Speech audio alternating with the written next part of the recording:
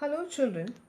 Today, let's discuss the second lesson, Nelson Mandela, Long Walk to Freedom, from the text First Flight. I'm sure most of you know who Nelson Mandela is. Nelson Mandela served as President of South Africa from 1994 to 1999.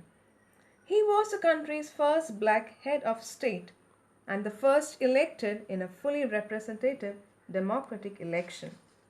Widely regarded as an icon of democracy and social justice, he received more than 250 honors, including the Nobel Peace Prize. His notable work, Long Walk to Freedom, is an autobiography written by Nelson Mandela himself. It was published in 1994. The book prolifies his early age, education, and his 27 years in prison.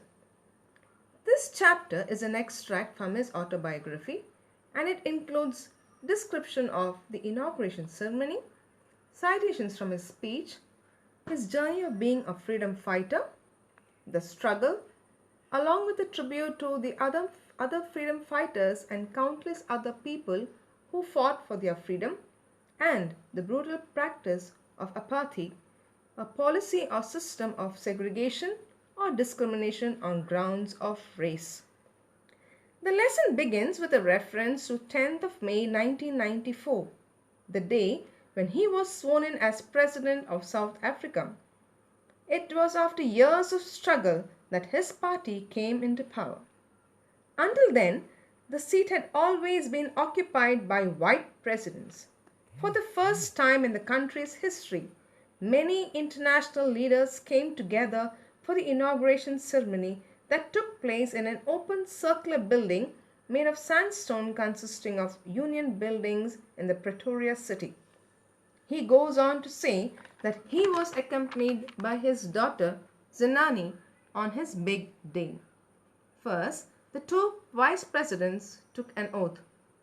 Then, when his turn came, he committed to respect, protect, and abide by the Constitution and to devote his entire self into the welfare of the country. He made reference to the time when South Africa, for practicing apartheid, lost all its international political relations. But now they have come to power and they pledge to make everyone proud. The high commanders who had won medals for their bravery also saluted and promised their loyalty. He mentioned that he was well aware that these commanders who were now saluting him would have arrested him under the previous rule. The two national anthems, one of the whites and the other, that of the blacks, were sung at the time of his swearing-in ceremony. He refers to the martyrs as men of extraordinary courage, wisdom, and generosity. The country of South Africa is rich in minerals and gems, but the greatest wealth of the country are its people. In his speech, he mentions that no one is born hating another person because of the color of his skin or his background or his religion. If people learn to hate, they can be taught to love too.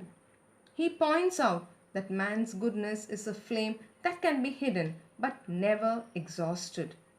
He even talks about the twin obligations or duties, that's towards his family and obligation towards his nation. While discharging his duties, he found that he was not free and hence he joined the African National Congress and fought for the freedom of his country. He knew that the oppressor must be liberated just as the oppressed. Both are robbed of their humanity.